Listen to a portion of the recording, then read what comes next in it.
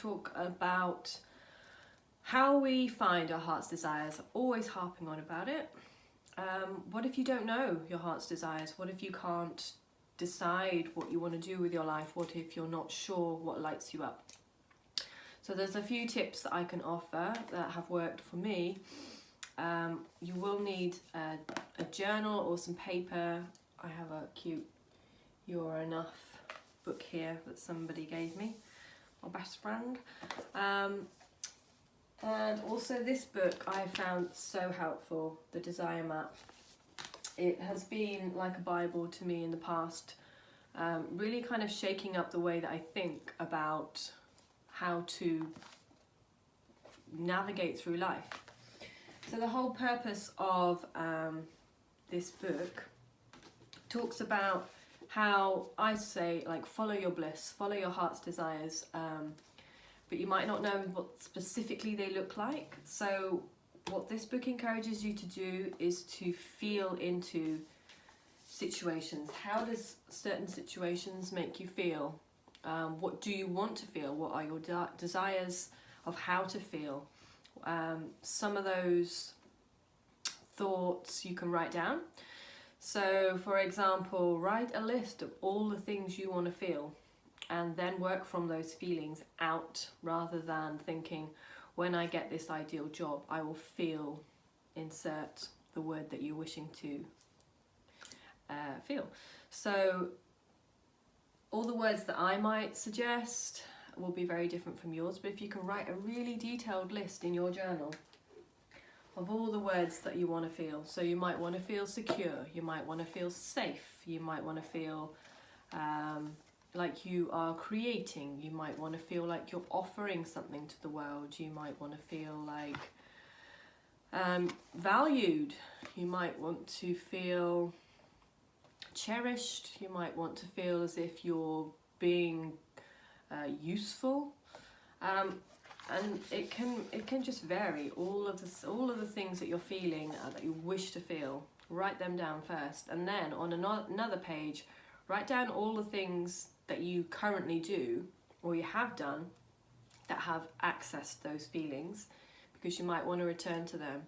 For example, for me, yoga, when I teach yoga, I feel really satisfied and liberated and joyful, and like I'm offering something to other people, and I come out of class feeling good about what I'm doing, and this is something that I really enjoy. Whereas when I worked in childcare, I didn't feel like that at all. I came out feeling drained and bored and couldn't wait for the weeks to end, and it was just literally paid the bills. So if you want to feel something, look at those, identify those feelings first, and then start to carve a path in the direction of where you're feeling led. We do know at the heart of it all what we want. Sometimes it's a case of just removing the layers of deception that we deceive ourselves, because it's going to be uncomfortable perhaps to move away from what we're currently doing. We might be insecure, we might feel like we're too old, we're too young, whatever, too inexperienced.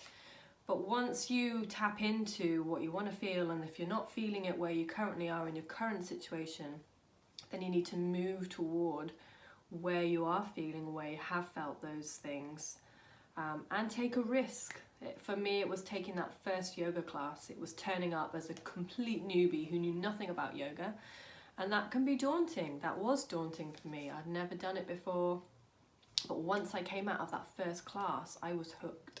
I knew yoga was for me, and there was something in it, and within a very short space of time I had this desire growing within me. I wanted to teach, and then I had to take that leap and go and train. I trained in Devon, and I had about a year of training and having to do the practical exam. It's all nerve-wracking, but the desire fed me, and it will be the same for you. Whatever you desire, the desire should be stronger than the fear.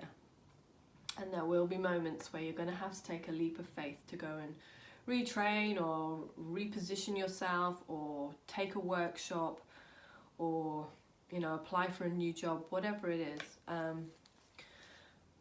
But carve that space, carve that time of really studying. What do I want to feel? What excites me? What lights me up? What gives me that feeling that I'm after?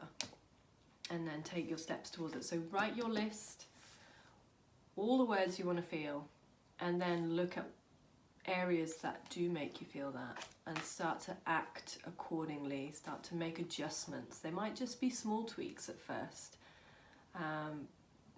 Put your foot in the water, dip your big toe in and see how it feels. Does that really satisfy that need? Does it really light you up in the way you thought it would?